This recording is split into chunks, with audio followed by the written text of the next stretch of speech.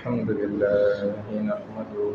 ونصلي ونسلم على رسوله الكريم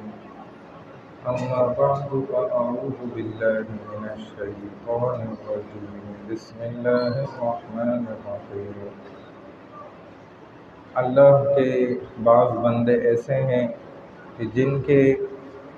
حالات اور ان کا حلیہ ایسا ہوتا ہے کہ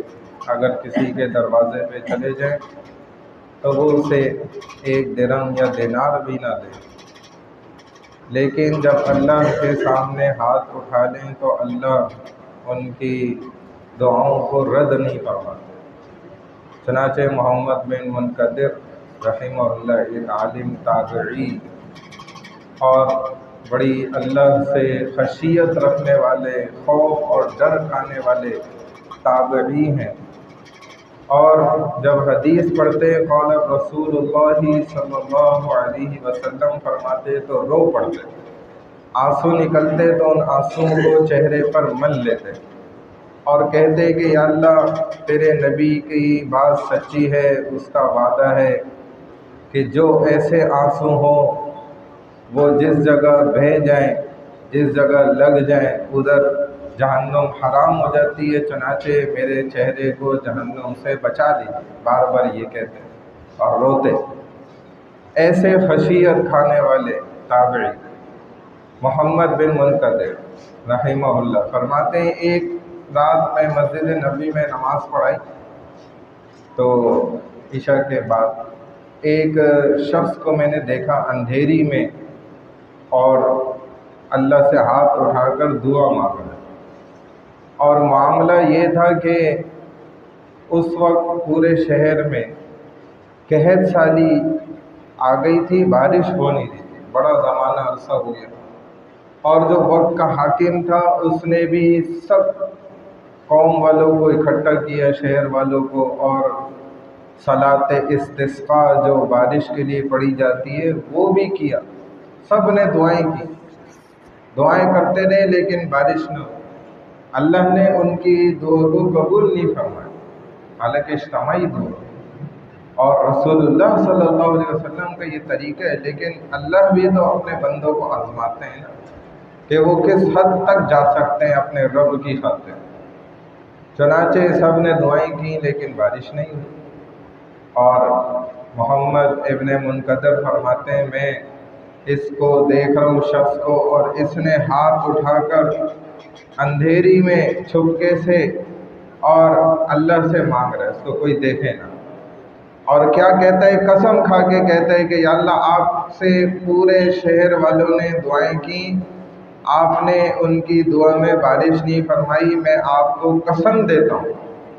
کہ آپ بارش نازل فرما دیں۔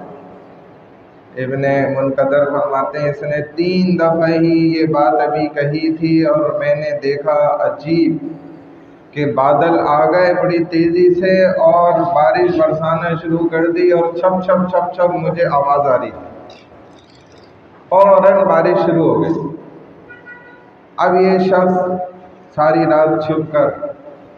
نفلیں پڑھتا رہا، دعائیں کرتا رہا، سجدے کرتا رہا، روتا رہا، اور کیا کہہ رہا تھا، رو رو کے کہہ رہا تھا کہ یا اللہ میری کیا اوقات ہے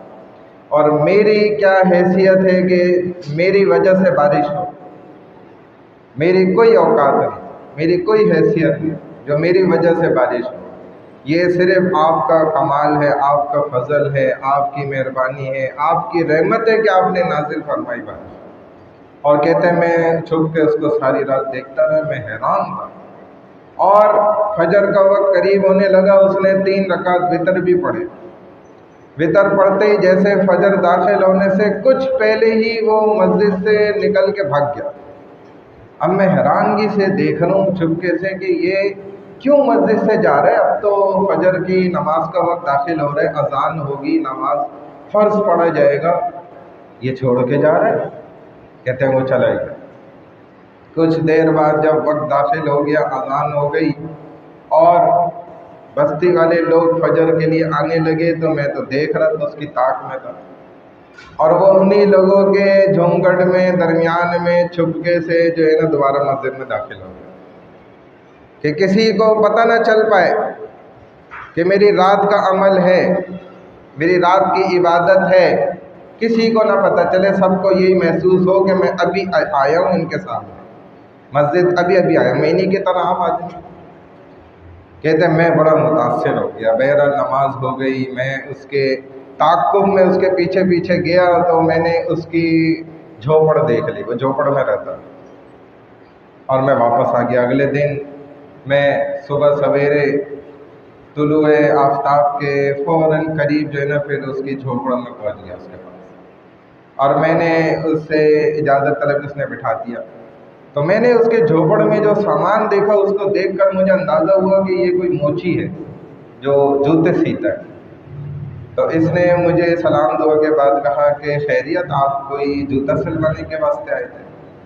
تو کہا نہیں، میں تو اللہ کی رضا کے لیے آپ سے دوستی لگانے آیا ہوں، آپ سے مجھے محبت ہے۔ تو انہوں نے بولا بھائی میں ہی پورے زمانے میں تجھے کیوں مل گیا دوستی لگانے کے واسطے، محبت کرنے کے لیے؟ تو کہتے میں نے اس کو سارا واقعہ سچا سنا دیا رات بھر کا۔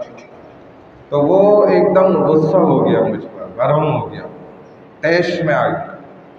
کہتے ہیں بہرحال ملاقات ختم ہوئی، میں چلا گیا، لیکن میں نے ارادہ کر لیا میں کل ضرور آؤں گا دوبارہ، تاکہ اس سے میرا تعلق جڑے اور میں کچھ اس سے تقوی سیکھ لوں۔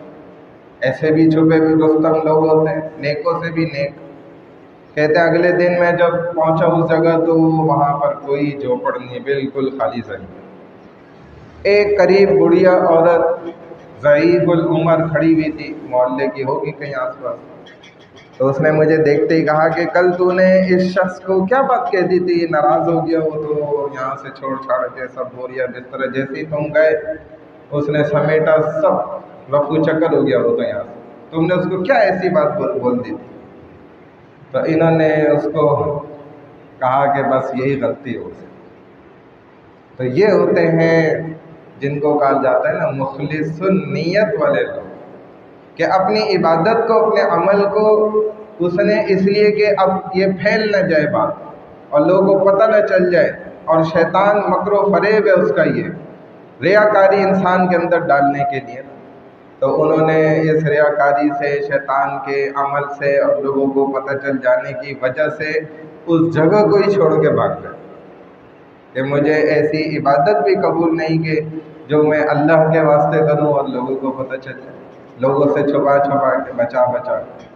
اللہ ہمیں بھی ایسی عبادات کرنے کی توفیق عطا فرمائے۔ سبحان اللہ وبحمدہ، سبحانک اللہم وبحمدک، نشہد ان لا الہ الا انت، نستغفرک ونتوب الیک، برحمتک یا ارحم الراحمین۔